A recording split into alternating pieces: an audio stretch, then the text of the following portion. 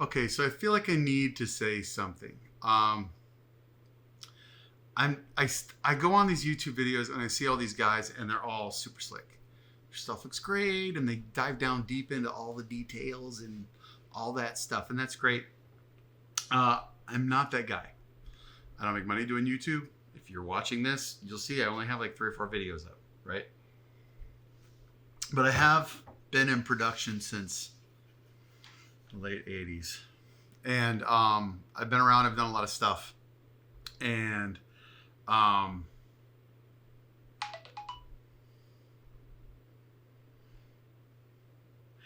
even though I've done a lot of stuff, I've not really had to buy a lot of gear. I mean, I've been able to advise in companies that I worked with what gear to buy, and that's wonderful because you're not purchasing it yourself.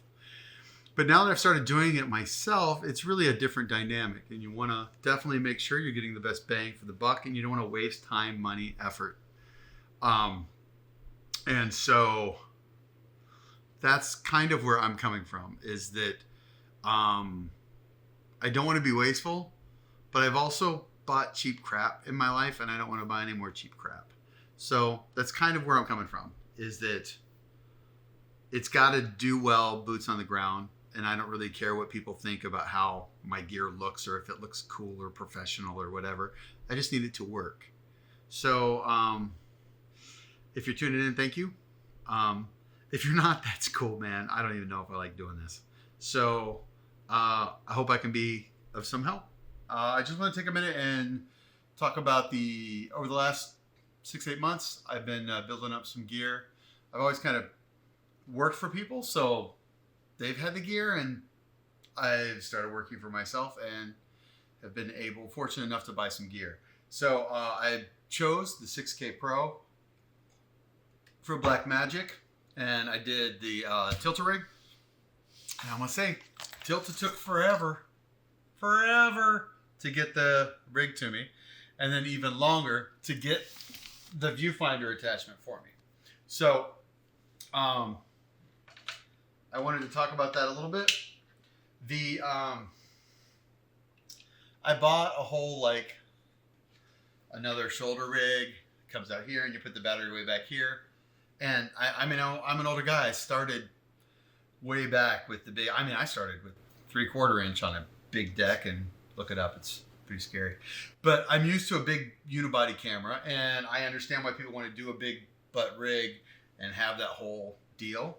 But I got to tell you, once I started shooting with the 5D back when everybody was using 5Ds, this for documentary filmmaking and just like getting in and just having a really small footprint really does feel best. Yeah, I'm not sure that was the best look for me. But I had a Zacuto snap-on eyepiece on the back of my 5D, and I loved having the additional point of contact. And that's another thing that I like about this viewfinder is one more point of contact helps you be a lot more stable. And so this rig is kind of set up assuming that I'm using a tripod and going to do a lot of stuff. I mean, I can do some handheld stuff with it, and that's fine. I can just put this in, move the little viewfinder over, and it's great. And I can get shots, and it's much more, but it's more of like a filmmaking setup than it is an actual like run and gun. If I was seriously running gunning in another country, which is most of my career, I would probably break this all down to a small rig and be all tucked in a corner shooting like that. I love running with monopods and stuff like that, but it's nice to be on, you know, if you're in a car or you're on a set, it's like really the way it's pretty stable. I had to put the hard drive on the side right here because when I decided to make the move for the viewfinder, I found that I had to lose the handle if I wanted to put the hard drive on the top. And I really feel like the handle's important, even though I've got these side. I mean, grabbing that top handle is important. And so that's just what I chose to do. What I do love about, I mean, again, we all know there's an age bracket of people who like viewfinders and people who like screens. And of course, I think the viewfinder old guys are right because you see 100% of what you're looking at. Here's a shot of me and my boy Ben in Bogota, Colombia. And he's not a viewfinder guy. He's a screen guy, but screen guys have to put coats over their heads sometimes. So you make the call. I'm not saying I'm right and Ben's wrong. It's just that he's not right.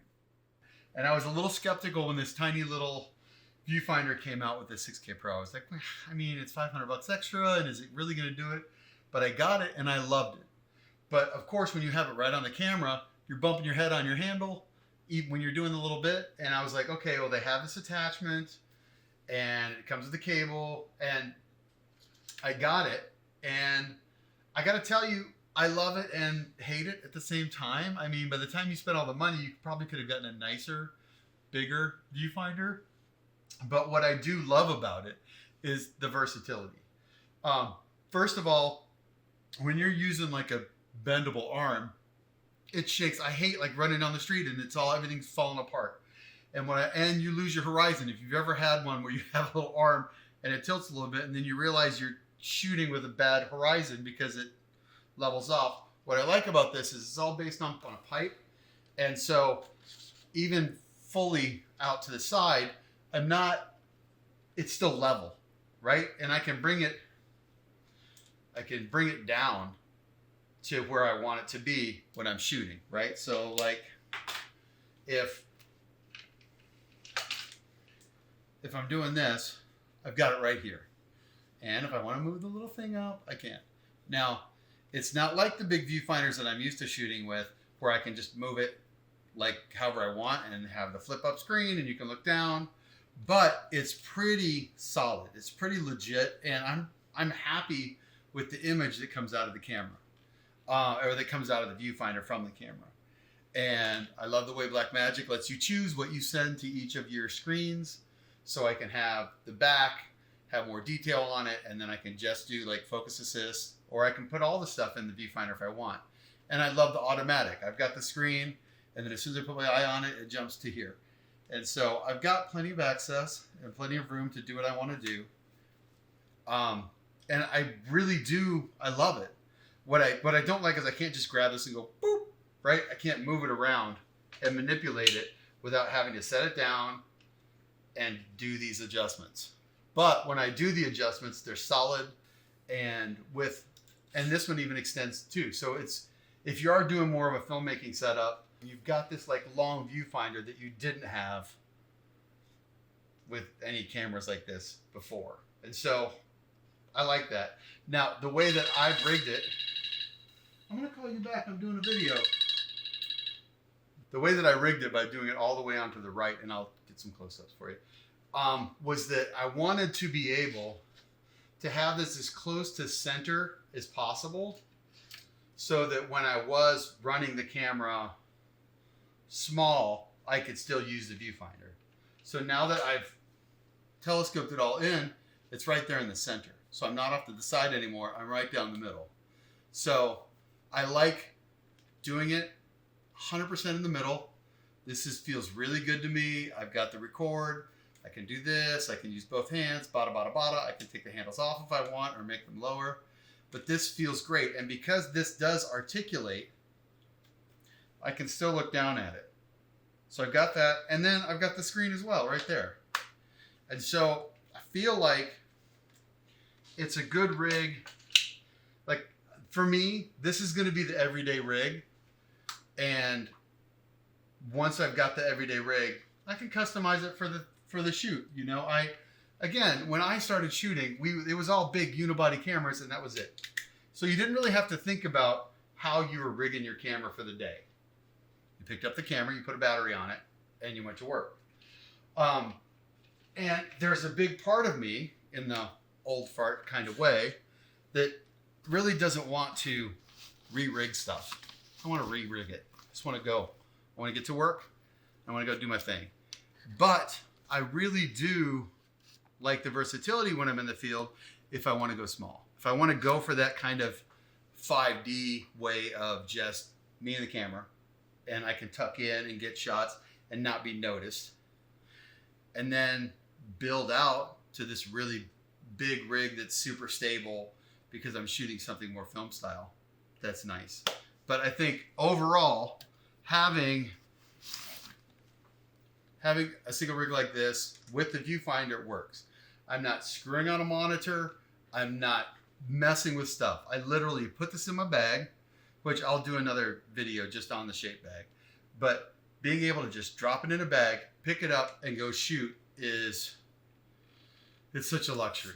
I've gone through so many beat up rigs, and I had a shoot in Latin America where it was right when everybody was like building out rigs, and I built this whole big rig. And as soon as I got it all built up in my hotel room. I get out and there's kids playing soccer in the street, and I really want to get the shot. And I start running down the road, and as soon as I do, the arm gets loose, the viewfinder that I put went loose, and the whole thing is just falling apart. But I still want to get the shot, and I literally stopped in the road. I had another camera guy with me, and I was like, I just took all the crap off the camera, and I said, grab this, and I just ran with the camera. And I was like, I'm done with rigs. And I finally feel like I've got a rig now where I'm not upset about it. So, very happy with Tilta's gear. Not happy with their customer service and with their delayed, and it took months and months of them telling me it was coming in a week. But once I got it, I loved it. I love the viewfinder. I love the extension setup on it. The rig is nice. It's well built. It's legit. And I think you pair it with the shape bag, and it's pretty bulletproof. So that's an old guy telling you what he thinks.